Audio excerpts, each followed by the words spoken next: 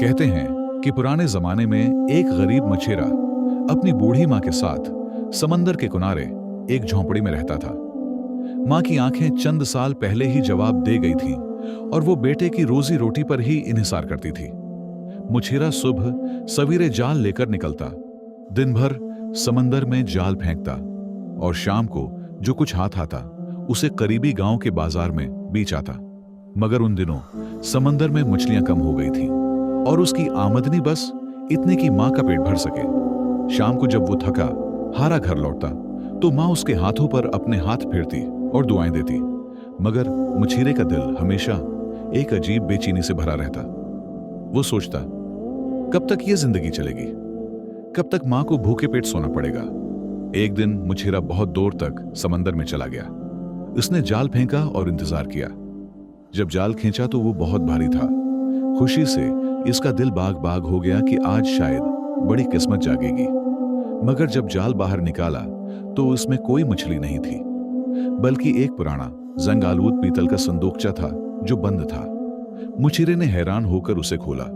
उसमें न सोना था न चांदी, बस एक पुरानी बोसीदा किताब थी जिसके औराक पर अजीब वो गरीब अलामात बनी हुई थी और एक छोटी सी काली पत्थर की बनी हुई सीटी थी। मायूस होकर वो संदूकचा और किताब फेंकना चाहता था, मगर सीटी को हाथ में लेकर बेसाख्ता फूंक मार दी। सीटी से कोई आवाज नहीं निकली, मगर इसी लम्हे समंदर की लहरों में हलचल मच गई और पानी में से एक अजीब मखलूक नमूदार हुई। उसका निस्फ जिस्म खूबसूरत नौजवान की तरह था और निस्फ नफीस सब्ज रंग के मगरमच्छ की मानंद। वो मछेरे के करीब आया और सर झुकाकर बोला, आका, आपने मुझे बुलाया है। मैं समंदर का जिन हूं। आपने जो सेठी बजाई है वो मेरी मालकन समंदर की देवी की निशानी है। जिसके पास ये हो मैं उसका गुलाम हूं, हुक्म कीजिए। मुछेरा हैरत और खौफ से कांप रहा था। उसने डरते डरते कहा, मैं तो सिर्फ एक गरीब मुछेरा हूं। मुझे सिर्फ इतने सोने की जरूरत है कि मैं अपनी नाबीना मां का इलाज करवा सकूं और उसे अच्छा खाना खिला सकूं। जिन मुस्कुराया, ये तो बहुत छोटी बात है। उसने हाथ उठाया और समंदर की सतह से चमकती हुई सोने की ईंटें निकलकर किनारे पर आ गिरने लगे। मछेरे की आंखें खुशी से चमक उठी। जिन ने कहा, लेकिन एक शर्त है, ये सीटी तुम सिर्फ एक बार इस्तेमाल कर सकते हो। जब तुम्हें मेरी जरूरत हो सीटी बजा देना, मगर याद रहे, तुम्हारी पहली ख्वाहिश पूरी होने के बाद तुम्हें मेरी एक मुश्किल शर्त भी पूरी करनी होगी। अगर नाकाम रहे तो तुम्हारी और तुम्हारी मां की जानें मेरी मुल्कियत हो जाएंगी। क्या तुम तैयार हो? खुशी के मारे मछेरे ने बगैर सोचे कहा, हां, मैं तैयार हूं। इसने सोने की ईंटें उठाएं और खुशी से उछलता कूदता घर की तरफ भागा। उसने अपनी मां को सब कुछ बताया। मां ने खुशी से अपने बेटे को गले लगा लिया। अगले ही दिन उसने गांव से अच्छा खाना और कपड़े मंगवाए। मां के लिए एक तबीब बुलवाया, घर की मरम्मत करवाई। थोड़े ही दिनों में वो इलाके के अमीर तरीन आदमियों में शुमार होने लगा। मछेरा अपनी नई अमीरी से बहुत खुश था। उसने नई कश्ती खरीदी, नए जाल मंगवाए और एक छोटा सा मकान बनवाया जहां वो अपनी मां के साथ रहने लगा। मां का इलाज हुआ और उसकी आंखों की बिनाई वापस आने लगी। गांव वाले उसकी अचानक किस्मत पर हैरान थे। कुछ लोग रश्क करते, कुछ बद्दुआएं देते, मगर मुछेरा अपनी खुशी में मगन था। उसने वो सैटी और बोसीदा किताब एक संदूक में रख दी। कई महीने खुशी से गुजर गए। फिर एक दिन गांव के सरदार ने अपने बेटे की शादी का ऐलान किया। तमाम गांव वालों को दावत दी गई। मुछेरा भी अपनी मां के साथ वहां गया। शादी के जलसे में सरदार की बेटी, जो एक खूबसूरत लड़की थी, ने रक्स किया।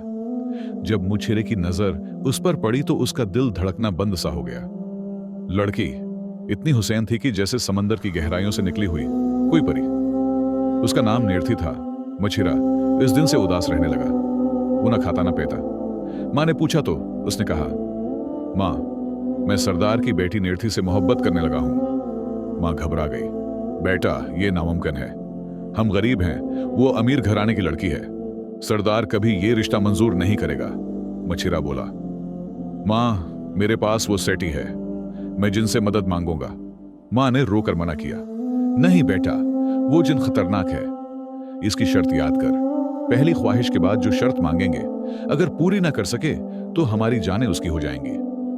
मगर मछीरे के दिल पर नीरथी की मोहब्बत ऐसी सवार हो चुकी थी कि वो किसी बात पर तैयार ना हुआ। एक रात वो समंदर के किनारे गया और सीटी बजा दी। पानी में हलचल मची और वही जिन नमूदार हुआ। आका, मैं हाजिर हूं, आपकी दूसरी ख्वाहिश क्या है? मछीरे ने डरते हुए कहा। मैं गांव के सरदार की बेटी नीरथी से शादी करना चाहता हूं, मेरी ये ख्वाहिश पूरी करो। जिन ने सिर हिलाया। ये हो सकता है, मगर अब मेरी शर्त सुनो। तुम्हें समंदर की गहराई में मुरजान के एक जजीरे पर एक सफेद मोती लाना होगा। वो मोती समंदर की देवी के ताज में जड़ा है। तुम्हारे पास सिर्फ 7 दिन हैं। अगर 7वें दिन सूरज डूबने तक वो मोती मेरे सामने ना हुआ तो तुम्हारी और तुम्हारी मां की रूहें हमेशा के लिए मेरे गुलाम हो जाएंगी। ये कहकर जिन गायब हो गया। मुछेरा घबरा गया। समंदर की गहराई में मुरजान का जजीरा, सफेद मोती, ये नामुमकिन काम था। वो रोता हुआ घर आया और मां को सब बता दिया। मां ने उसे गले लगा लिया और बोली, बेटा, किस्मत में लिखा होगा तो सब ठीक हो जाएगा, हिम्मत ना हार। अगले दिन मछीरा अपनी किश्ती लेकर समंदर में निकल गया। वो दिन रात समंदर में भटकता रहा, मगर मरजान के जजीरे का नाम वो निशान ना था। 6 दिन गुजर गए। 7वें दिन सुबह वो थक हार कर एक चट्टान के पास सो गया। उसने ख्वाब में समंदर की देवी को देखा, जो उससे बोली, ए मुछेरे, तुमने लालच में आकर एक खतरनाक जिन से मुआहिदा किया है।